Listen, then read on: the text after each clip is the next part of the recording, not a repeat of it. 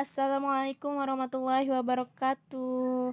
Hai, welcome back to our lesson. Today, the lesson is about English literature. So today we are going to learn about review text and then what is synopsis and also movie, and the last is about intrinsic unsur and extrinsic unsur.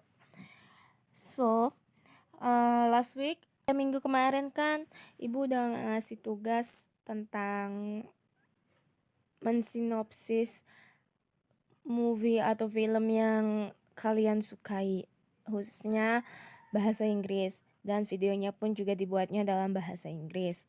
So, semoga kalian segera mengumpulkannya karena itu merupakan salah satu tugas untuk nilai praktek kalian semua ya, anak-anakku sekalian yang ganteng dan cantik. And then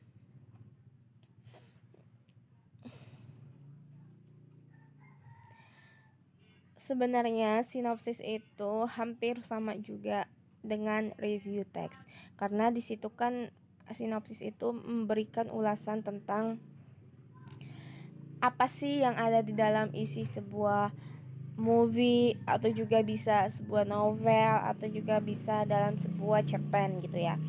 Nah, tapi kalau untuk sinopsis itu biasanya di dalamnya itu terdapat title ya, judul. Terus juga terdapat karakteristik, and then alurnya itu jalannya cerita ya, bukan alurnya yang alur maju alur mundur gitu, bukan, atau juga yang campuran gitu. Terus ada juga time, place gitu ya, yang pada umumnya lah unsur intrinsik. Tapi di situ kan Ibu buatnya untuk mini sinopsis. Mini sinopsis itu ya cuma simple aja gitu, sedikit aja, nggak banyak-banyak tuh. Terkhususnya di situ kan Ibu menyuruhnya untuk title, judulnya apa. Misalkan teman-teman buat videonya tentang film Titanic. Teman-teman bisa katakan seperti ini. Okay, I will explain about the movie with the title as Titanic.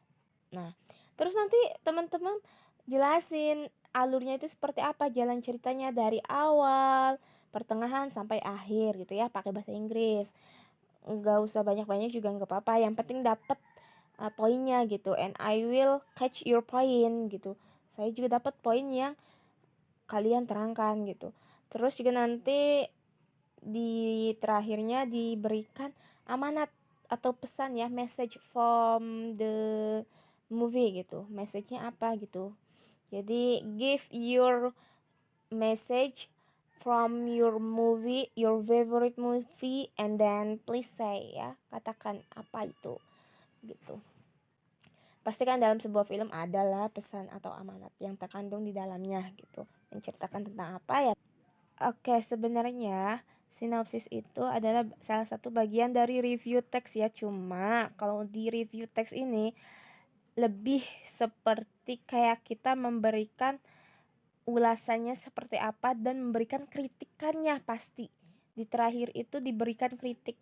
Misalnya, menurut saya film ini kurang bagus karena kita bahas satu persatu. Mungkin video ini akan menjadi video yang panjang. Semoga teman-teman menontonnya sampai selesai ya. Oke, review text. What is the review text? Review text is an evaluation, ya, evaluation to evaluasi of a publication such as a movie, video game, musical composition, and also book. Book ini bisa tentang scientific books gitu ya, buku-buku ilmuwan tentang science gitu, atau ya science itu yang IPA gitu kan, atau sosial gitu, and then economical, and also another book gitu, and also can like cerpen gitu ya, itu kan salah satu buku juga, novel gitu ya. And next, social function, to critique or evaluate an artwork or event for a public audience gitu ya. Itu adalah sosial fungsinya gitu, untuk memberikan kritik atau mengevaluasi tentang kesenian gitu ya, atau juga peristiwa yang berkaitan tentang public audience gitu, yang orang itu menonton atau ya bisa membacanya gitu, jadi untuk umum gitu. Nah, ini dalam bahasa Indonesianya ya. Pengertian review teks itu review bermakna sebagai tinjauan, ringkasan, atau tinjauan ulang. Jika ada frasa book review juga bermakna tinjauan buku. Karenanya, review teks bisa diartikan secara harfiah sebagai salah satu teks yang difungsikan untuk dapat meninjau.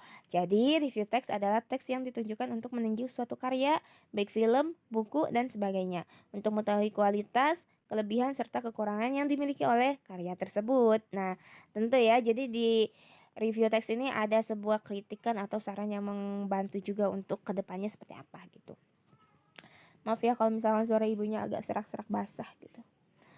And then also, tujuan review text ya, this is about the purpose of review text.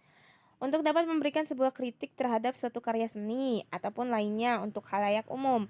Juga memberikan suatu ulasan, tinjauan, bahkan kritik terhadap suatu karya seni, ilmiah, buku ataupun berbagai bentuk-bentuk lainnya agar diketahui oleh para khalayak umum.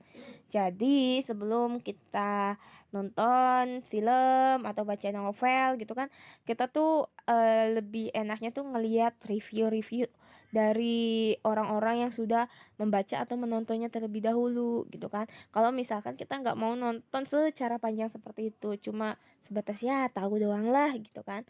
Nah, bisa tuh kita ngelihat reviewan orang lain gitu. Oh, berarti ceritanya tentang ini. Oh, filmnya berarti kekurangannya ini. Oh, filmnya berarti kelebihannya seperti itu gitu. Bisa lah. Atau juga teman-teman bisa melakukan review teks setelah teman-teman menonton gitu ya. Nah, terus ada yang namanya bagian-bagian review text atau generic structure in English language ya. For the first is about introduction, evaluation, and then also interpretation, and the last is summary. In Indonesian language, introduction is about the first paragraph ya, paragraf pertama. Introduction ini terletak pastinya di awal paragraf.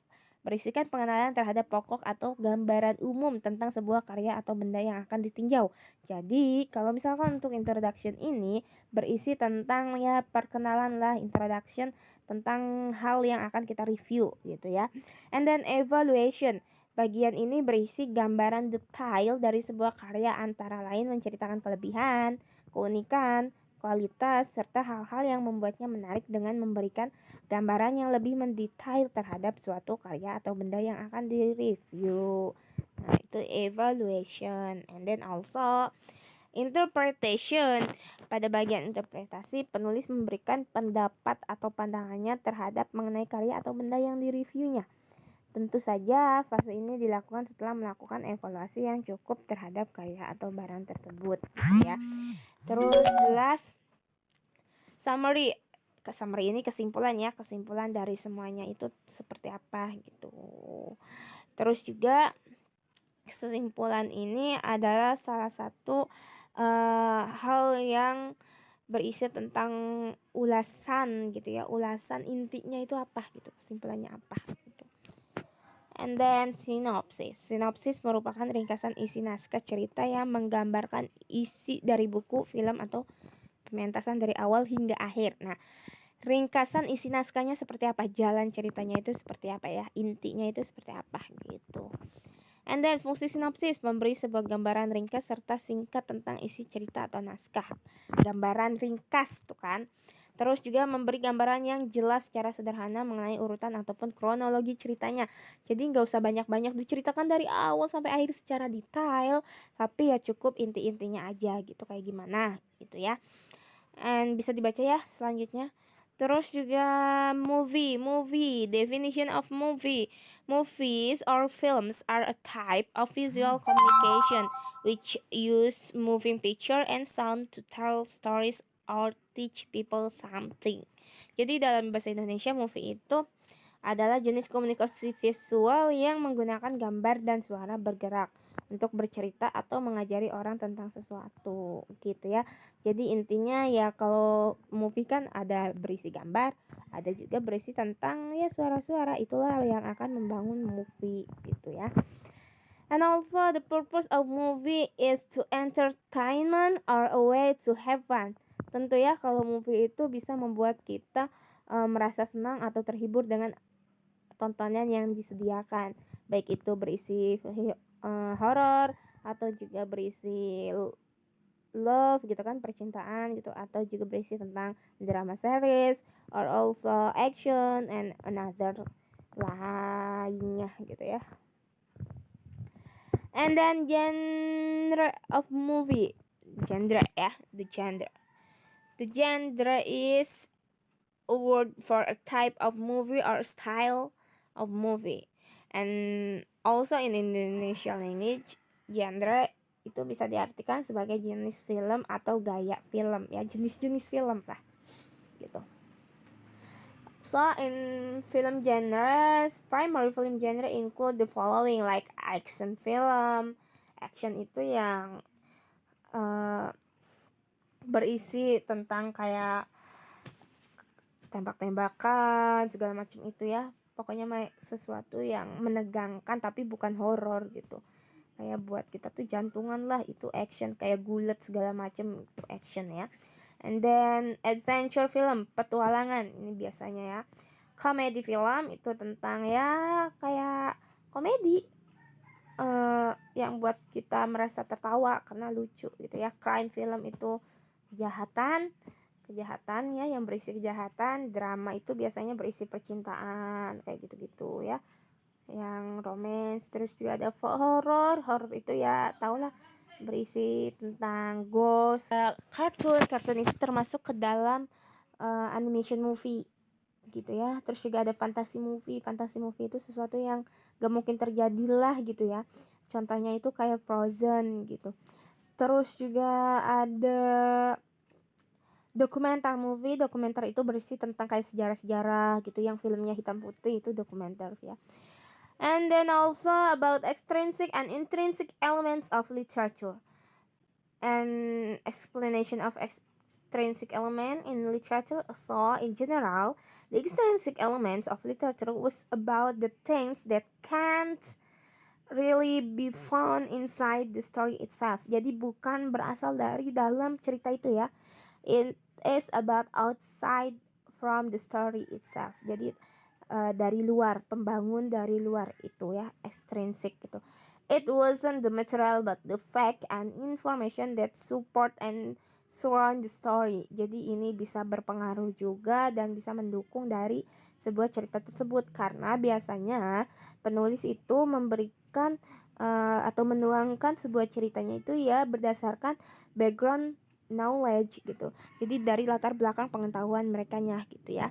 It could tell about the author, inspiration, life experience, and etc. ya. It could also tell about the world situation, past, present, or maybe the future. Jadi bisa berisi tentang masa lalu atau tentang yang saat ininya atau juga di masa depannya. And many other supporting facts gitu ya. Jadi ini berisi tentang si autornya atau ya penulisnya, kayak misalnya inspirasinya dari mana, kok kenapa bisa kayak gitu filmnya gitu kan. Terus life experience, pengalaman hidupnya, pasti ini juga pengalamannya seperti apa. Nah, kalau misalkan udah tahu pengalaman si penulisnya itu kayak gitu, pasti di dalam ceritanya juga akan kelihatan gitu. Oh, misalnya si sutradara ini mah filmnya kayak gini semua hampirnya gitu ya, jalannya ceritanya hampir sama gitu, karena itu ya berdasarkan dari background knowledge mereka gitu.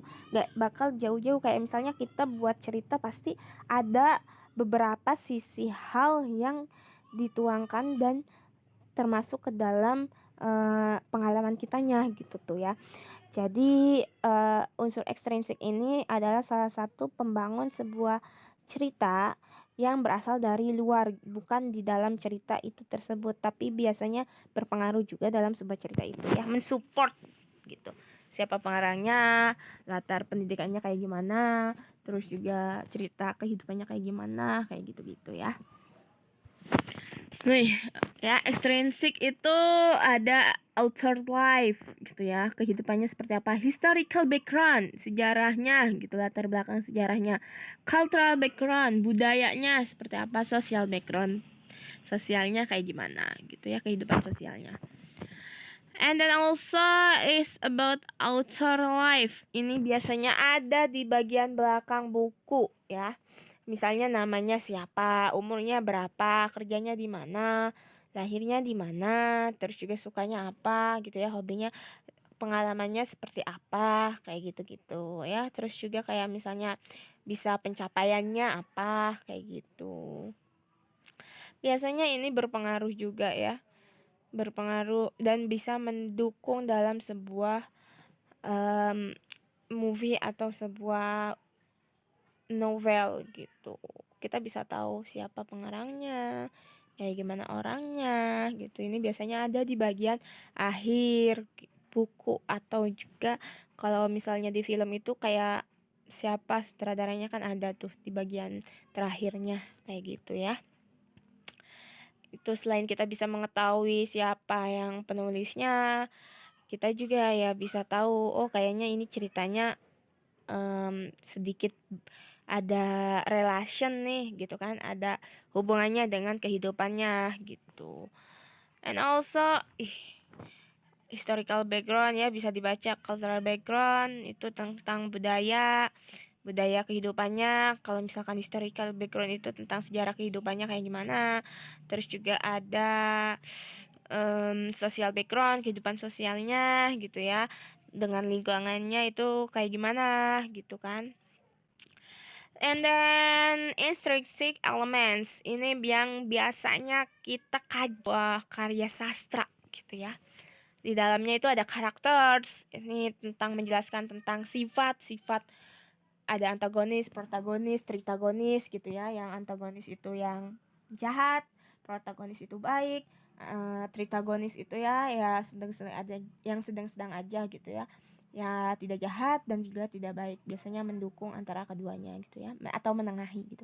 Ada juga minor. Minor itu biasanya yang kayak orang yang jalan-jalan gitu ya, yang pendukung-pendukung penting, gak penting sih gitu. Kalau misalkan dalam film-film azab mah gitu, kayak misalnya orang yang menawarkan jajanannya tapi nggak dibeli sama orang yang antagonisnya, malah memaki-maki gitu. Jadi kayak orang-orang yang lalu lalang gitu, itu disebutnya minor gitu. Penting gak penting gitu ya. Plot ini jalannya cerita, bisa berkaitan dengan alur maju, alur mundur, alur campuran gitu ya. Terus juga bisa juga menjelaskan tentang isi ceritanya seperti apa. Setting. And also ada setting ini berkaitan dengan setting of place, of time, and atmosphere ya. Latar, suasana, tempat, dan waktu. And then ada scenes ini sebuah adegan ya, adegannya kayak gimana gitu. Moral message. Moral message ini like moral value atau ya pesan atau amanat yang terkandungnya ya. And also explanation of intrinsic element in literature. Intrinsic elements in literature usually we can find it inside the story itself. Jadi yang ada di dalam sebuah cerita tersebut ya, yang ada di dalamnya gitu tuh. Kalau misalnya about novel, berarti yang ada di dalam buku novel itu menceritakan tentang apa gitu ya. Kalau di film ya inti jalannya di film itu seperti apa gitu ya. Jadi kayak karakternya kayak gimana gitu. Terus juga orang-orangnya siapa gitu ya. Karakteristik itu berkaitan dengan orang-orang yang ada di dalamnya, wataknya kayak gimana gitu, penokohannya gitu ya. Terus juga ada kayak yang tadi, setting waktu, setting tempat, suasananya kayak gimana, pembangunannya apakah sedih, menakutkan, menegangkan gitu ya, menyenangkan, and others gitu ya. And also about the scenes itu. Terus ada characters. Characters are important parts of stories. It helps to send the message of the story through the behavior and expressions of the character. Jadi ekspresinya kayak gimana gitu ya, body language-nya, terus juga gesture-nya, terus juga pokoknya kalau karakter itu mewakilkan si karakteristik orangnya, sifatnya. Bisa kelihatan ya dari cara berbicara, terus juga dari mimik muka, dari gesture gitu ya. Gesture itu kan ya permainan kayak body language gitu ya. Terus ada di sini ada types of character, ada protagonis yang tadi Ibu sebutkan ya, antagonis, main ini penokohan yang tokoh utamanya gitu ya, protagonis itu yang baik, antagonis jahat, peripheral itu like minor yang ada di sekelilingnya gitu ya. And also it's about the meaning of one by one what is antagonis, protagonis, main character, and peripheral gitu. Ini ada ya, tuh peripheral character usually don't appear much, jadi nggak terlalu banyak berhubungan lah gitu ya, nggak terlalu banyak terlihat gitu. In the story they are only used once or twice in story, paling ya sekali atau 2 kali doang gitu di dalam sebuah ceritanya munculnya gitu, hanya untuk mensupport the main character, hanya untuk mendukung dari pemeran utama gitu ya. Main character itu always appear in most of the storyline, selalu muncul, selalu ada di dalam jalannya cerita tersebut. The author really make the main character often being in the story gitu ya. Emang benar-benar ya inti dari sebuah ceritanya itu menceritakan siapa gitu, main karakter itu pemeran utama gitu ya gitu. Kalau antagonis karakter usually is bad character ya, karakter yang jelek gitu ya, yang jahat itu ya selalu memunculkan konflik tuh atau pertarungan gitu. He is usually start a conflict or fight. And also but protagonist is the opposite of antagonis, kebalikan dari antagonis. It's nice karakter, karakternya baik gitu, sifatnya baik gitu ya, kan tidak selalu bertengkar gitu ya, selalu menjadi problem solving gitu.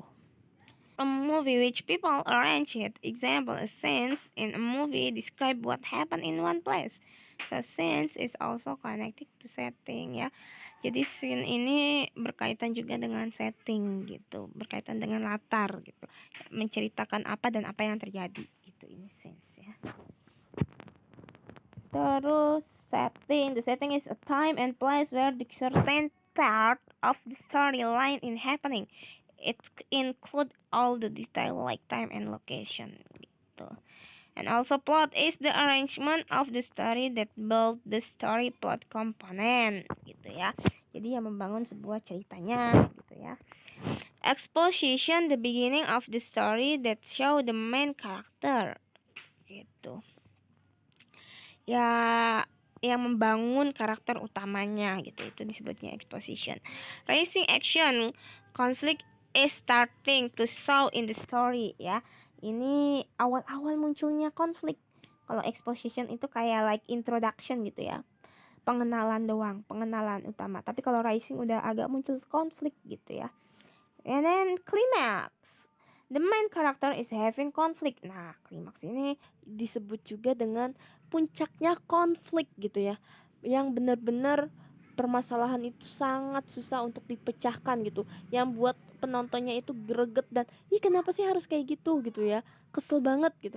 Jadi disinilah klimaks itu, puncaknya permasalahan gitu. And then also the falling action. The main character is getting more conflict and almost at the end of the story. Jadi ini mendekati story-nya itu udah mau selesai gitu ya, ceritanya udah mau berakhir, udah mendekati terakhir yang biasanya ada sad ending atau adanya happy ending gitu. Jadi di sini tuh ada semacam peleraian masalah yang tadinya di puncak masalah akhirnya sudah agak mereda gitu. Itu ada di falling action. And also the last is resolution, the end of the story and the solution to the problem. Jadi ini tuh udah berbagai macam permasalahan itu terselesaikan gitu ya, problem solvingnya itu udah ada semua gitu. Jadi disinilah terakhirnya sebuah cerita, kita bisa melihat ini akan berakhir happy ending atau sad ending gitu ya. Oke, this is the last and I think enough for today for our material, and I hope you understand, and if there is question please ask to me. Kalau misalkan ada pertanyaan silahkan tanyakan, boleh di WA, boleh di Google Classroom. So semangat untuk mengerjakan tugas praktik kalian. Saya harap secepatnya untuk dikumpulkan. And wassalamualaikum warahmatullahi wabarakatuh. See you, bye bye.